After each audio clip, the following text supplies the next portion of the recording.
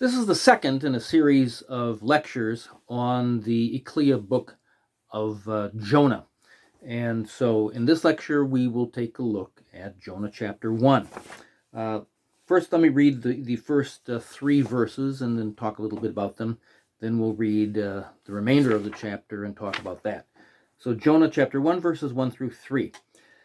Now the word of the Lord came to Jonah, the son of Amittai, saying, Arise, go to Nineveh, that great city, and call out against it, for their evil has come up before me. End quote. But Jonah rose to flee to Tarshish from the presence of the Lord. He went down to Joppa and found a ship going to Tarshish. So he paid the fare and went down into it to go with them to Tarshish, away from the presence of the Lord. Now, although some people think that the story of Jonah, particularly the account of his being in the belly of the fish, is fiction, verse 1 does not simply identify him as Jonah, but specifically identifies him as Jonah, the son of Amittai. And that is in accord with 2 Kings 14, verse 25, which also speaks of Jonah, the son of Amittai, the prophet. And therefore, I think if you look at the wording of the book here, verse 1 is clearly speaking of a real historical person and thereby introduces a real historical event. And we will also see throughout this book, since either Jonah himself wrote it or, although Jonah speaks of himself in the third person, which indicates that perhaps a third party wrote the book, but the information of the book could only have come from Jonah. And that's important because throughout this book, Jonah is portrayed in a very unfavorable light. So that sort of self-damaging material is one of the things historians look at to assess whether ancient literature is true or not. Because if this was made up by Jonah, he typically, like most of us, would portray ourselves in the most favorable light. He does not do that, which indicates that this is a valid historical account. Now, as we mentioned in the first lecture, the book of Jonah is unlike any other prophetic book, and Jonah is unlike any other prophet. Although other prophets had prophesied against pagan nations, Jonah is the only prophet whom God sent directly to a pagan Gentile nation to prophesy against it in that nation. Now, as we mentioned in verse 2, Nineveh is called a great city. The word great can either signify large or important. And when God says to go to Nineveh and call out against it, because their evil has come up before me, that recalls his statement in Genesis 18 regarding Sodom and Gomorrah, whose evil had come up before the Lord. Now, Jonah is also unique among the prophets in that, although some of the prophets, like Moses and Jeremiah, tried to get out of God's call, some, like Elijah and Uriah in Jeremiah 26, ran away when they were threatened with death. Other prophets complained to the Lord and were depressed to the point of wanting to die. For example, Elijah in 1 Kings 19 and also Jeremiah in Jeremiah 20. Jonah is the only prophet who explicitly disobeyed God's call. God said, go to Nineveh, which was to the east of Israel. Jonah went south to the port of Joppa, the largest Mediterranean port there in the environs of Israel, and got on a ship going in the exact opposite direction to Tarshish, to the west. Now, by the way, Joppa is the modern day city of Jaffa. Now, where is Tarshish?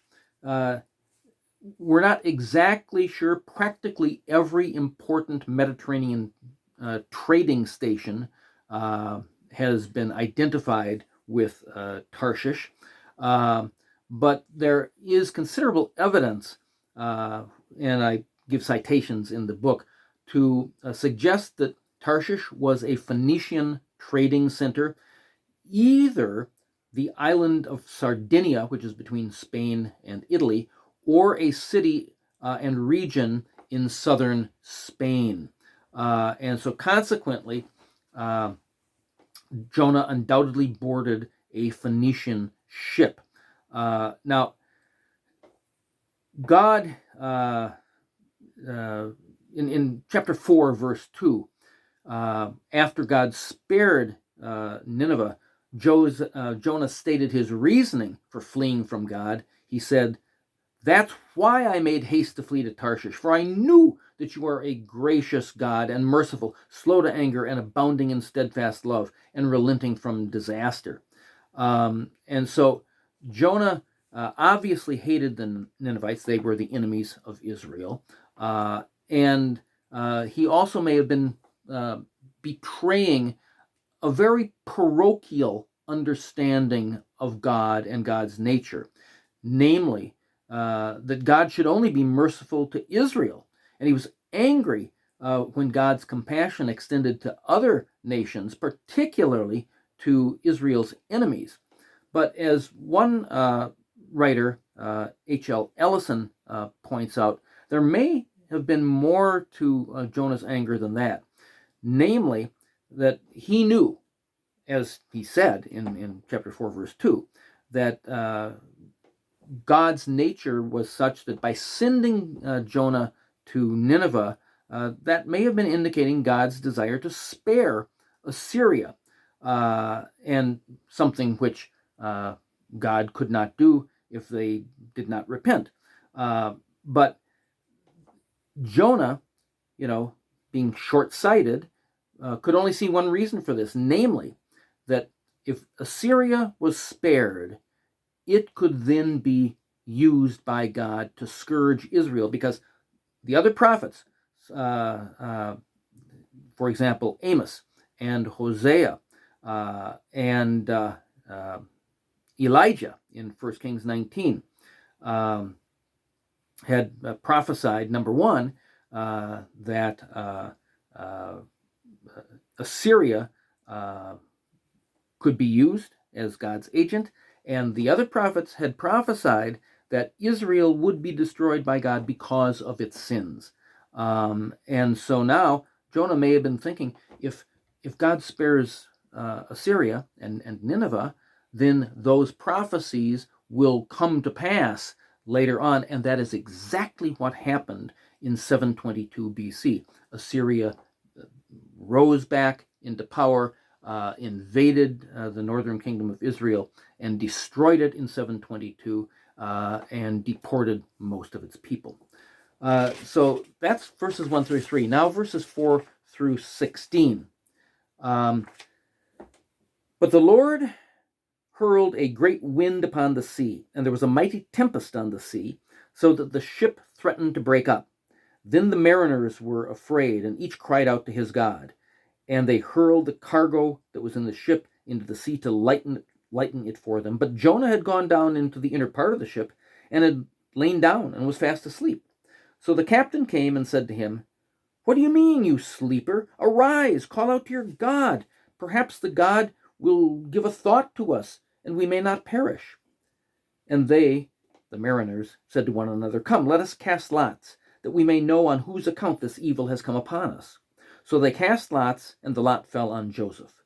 Then they said to him, "Tell us on whose account this evil has come upon us. What is your occupation? Where do you come from? What is your country? And of what people are you?" And he said to them, "I am a Hebrew. I fear the Lord, the God of heaven, who made the sea and the dry land." Then the men were exceedingly afraid, and said to him, "What is this you have done?" For the men knew that he was fleeing from the presence of the Lord, because he had told them. Then they said to him, "What shall we do to you, that the sea may quiet down for us? for the sea grew more and more tempestuous. He said to them, "Pick me up and hurl me into the sea. Then the sea will quiet down for you, for I know it is because of me that this great tempest has come upon you." Nevertheless, the men rowed hard to get back to dry land, but they could not, for the sea grew more and more tempestuous against them. Therefore they called out to the Lord, "O Lord, let us not perish for this man's life, and lay not on us innocent blood, for you, O Lord, have done as it pleased you." So they picked up Jonah and hurled him into the sea, and the sea ceased from its raging. Then the men feared the Lord exceedingly, and they offered a sacrifice to the Lord and made vows.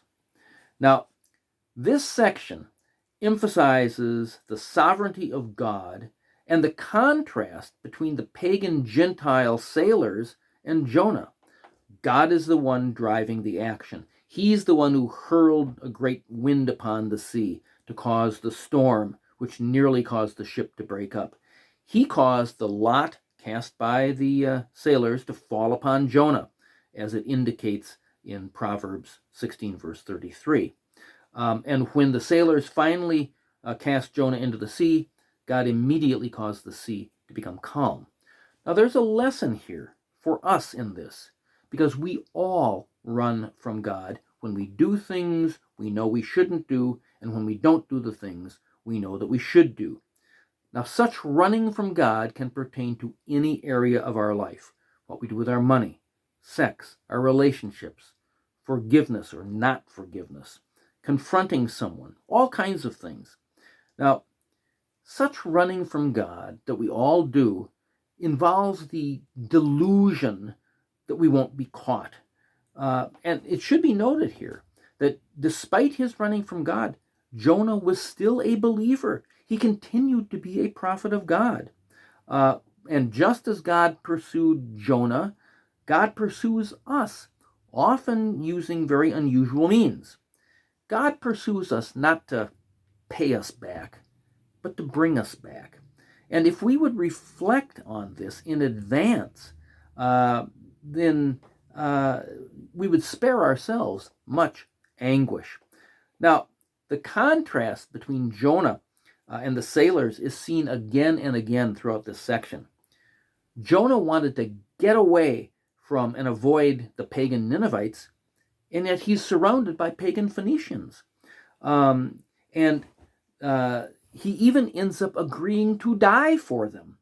Now, while Jonah showed no concern for the sailors, and he even sleeps during the storm, the sailors show great concern for Jonah at the risk of their own lives by trying to bring the ship back to dry land rather than throwing Jonah overboard as Jonah had suggested.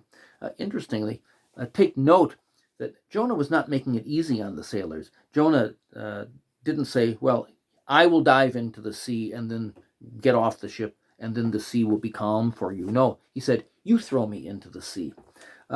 And it's interesting, I think, how in many ways Jonah, in his disobedience to God, parallels the nation of Israel itself, because even while Moses was on Mount Sinai receiving the Ten Commandments, the nation began worshiping other gods.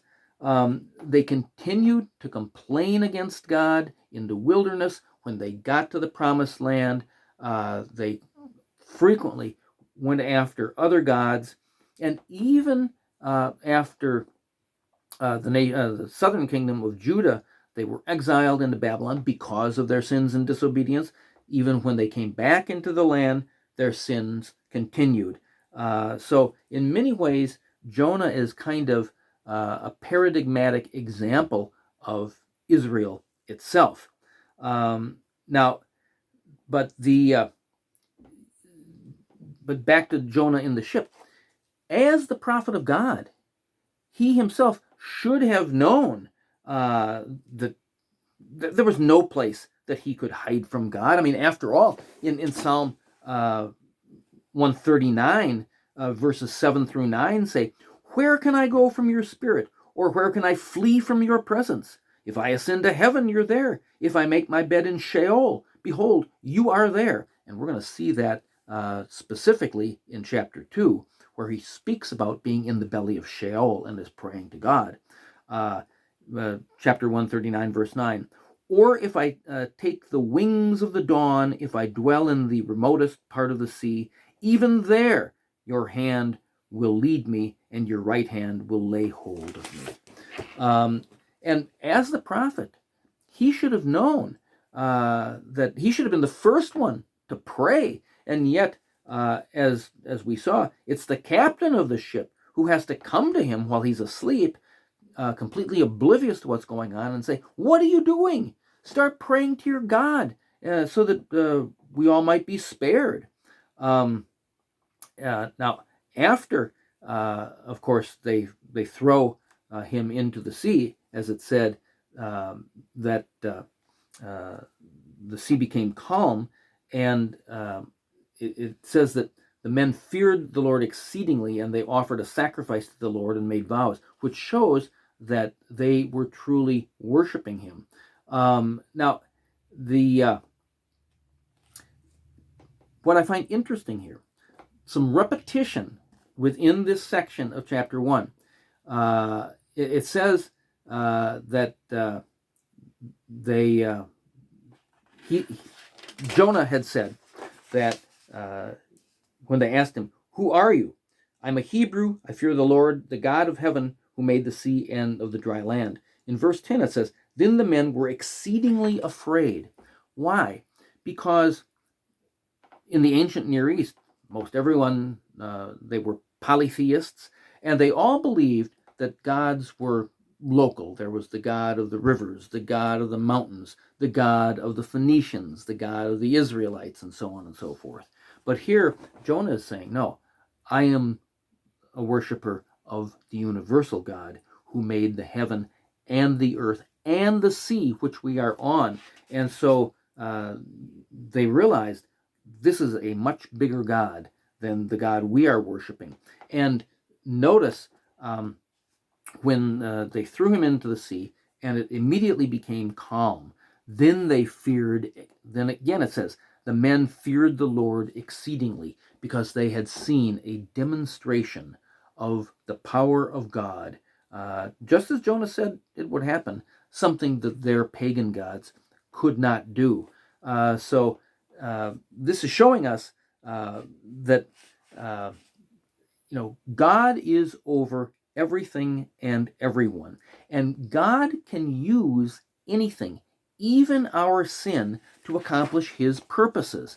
In this case, he used the sin of Jonah, running onto the ship to go to Tarshish, to bring those pagan sailors to himself. God has done this throughout history. Remember the sin of Joseph's brothers in selling him into slavery, and he ends up in Egypt. But in Genesis 50, verse 20, Joseph told his brothers, "Don't be afraid. It was God who brought me here in order to save multiple thousands of people from the famine," because God can use anything to accomplish his purposes. This in no way excuses or justifies our sin, but it shows that nothing is outside of God's providence. Now, in this, the other thing that this is telling us is that the sailors admitted in verse 14, they were afraid. They didn't want to kill an innocent man. That's why they tried to row back to shore. But then the storm got worse, and they acknowledged God's sovereignty, and they said, "For you, O Lord, have done as it pleased you." And interestingly, that statement by the sailors echoes portions of Psalms 115 and 135. In both of those Psalms, Yahweh, the God of the Bible, is contrasted with the impotent gods and idols of the pagans. And Psalm 135 explicitly mentions God's rule over the sea. And so again, the book of Jonah is giving an excellent example of this. Now, and I think one reason, too, that the sailors feared when they saw what happened was when they called out to their own gods, nothing happened. But when they cried out to his God, to Jonah's God, when they called out to the Lord, God heard them. God spared them and calmed the storm.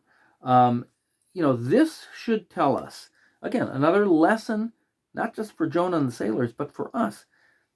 The God who appoints death can also grant life, and that unconditional surrender to his divine will can, in fact, turn our fate around. And it turned around the fate of the sailors, who otherwise would have died on the sea. And as we will see, it turned Jonah's fate. He expected to die, but God had other provisions. Now, the sailors hurling Joseph into the sea actually is an important part of the sign of Jonah that Jesus referred to in Matthew 12, Matthew 16, and Luke 11. Timothy Keller puts it like this. As Jesus says in Matthew 12, verse 41, he is the ultimate Jonah, who was thrown into the ultimate deep of eternal justice for us.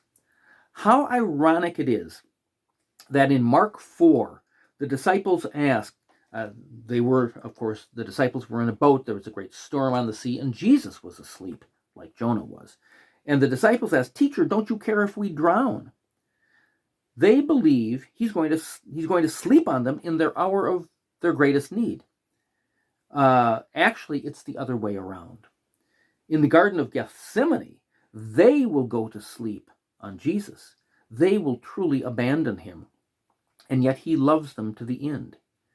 You see, Joseph was thrown overboard for his own sin, but Jesus is thrown into the ultimate storm of God's justice for our sin.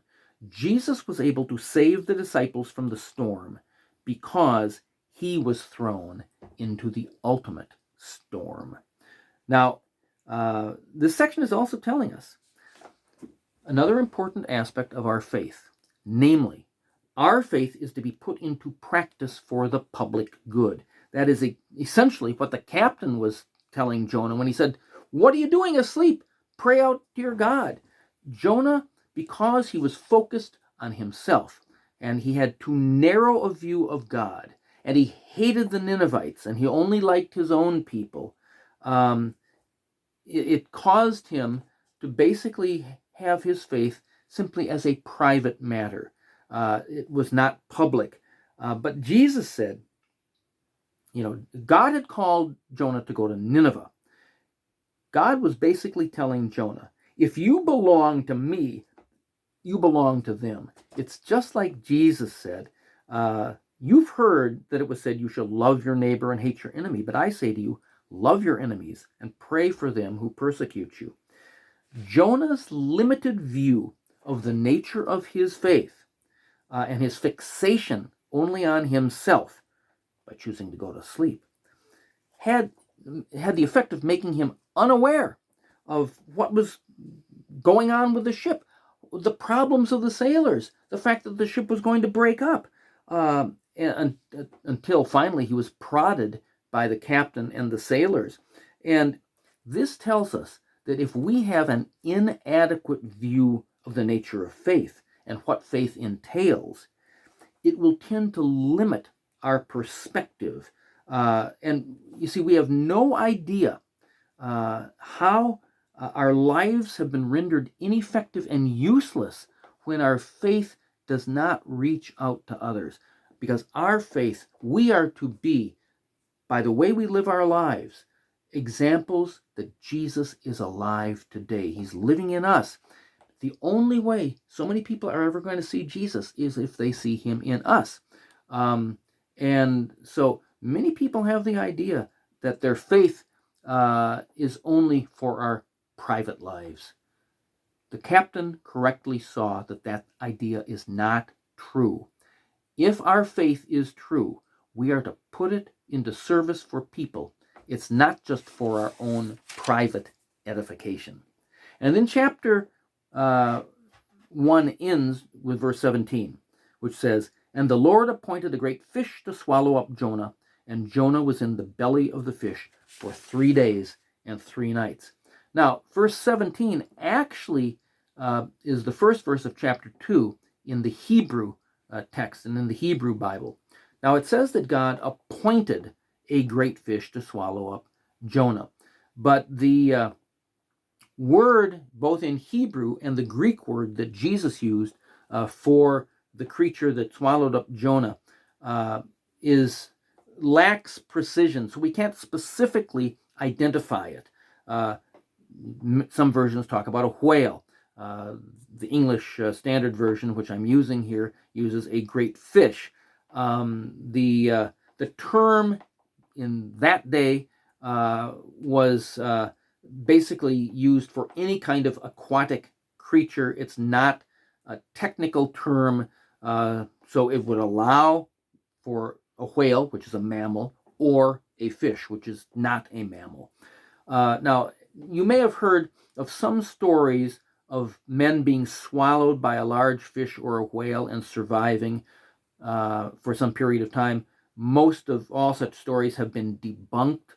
I have some citations in the book on that. But regardless of whether that is true or not, such reports are irrelevant to Jonah's situation, since clearly it says that God appointed a special fish specifically for the purpose of swallowing Jonah, and this was not just a natural occurrence.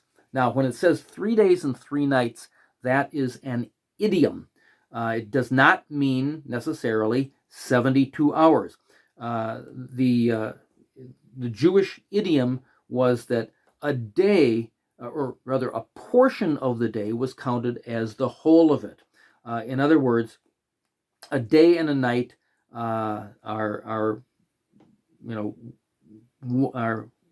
as one writer says, a day and a night are an ona, and the portion of an ona is as the whole of it. In other words, since the Jews recognized the portion of a day as the whole of it, that does not mean that Jonah was necessarily 3 days and 3 nights, literally 72 hours in the fish. He might have only been there for 24 hours, plus a small portion of the preceding day and a small portion of the succeeding day. So